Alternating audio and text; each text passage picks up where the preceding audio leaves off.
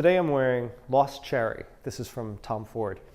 There's a lot of buzz about this fragrance right now. A lot of people are talking about it, and I understand why. It's pretty great. The first spritz of it is, I'm gonna say, intoxicating, truly.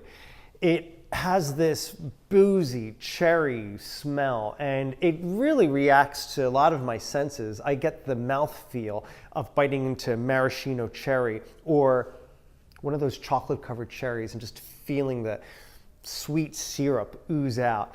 This all happens just from smelling this. It's incredible.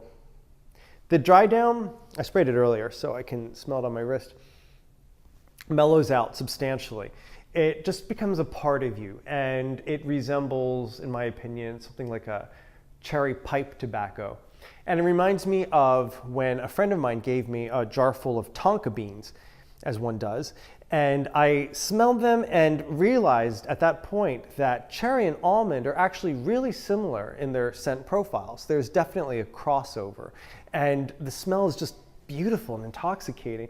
It should be no surprise that tonka bean plays a big part in this fragrance.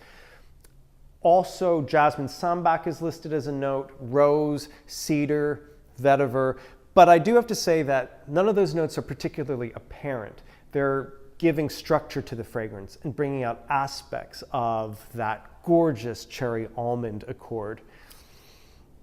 There's some criticism that the fragrance doesn't last as long as some of the others in the Tom Ford collection.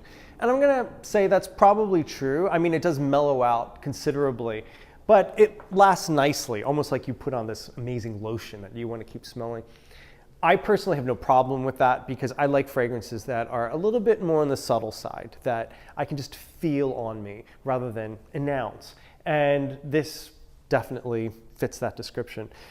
It's visually so pleasing. They went with a transparent bottle with a red interior, so it looks more like a jewel or a piece of candy.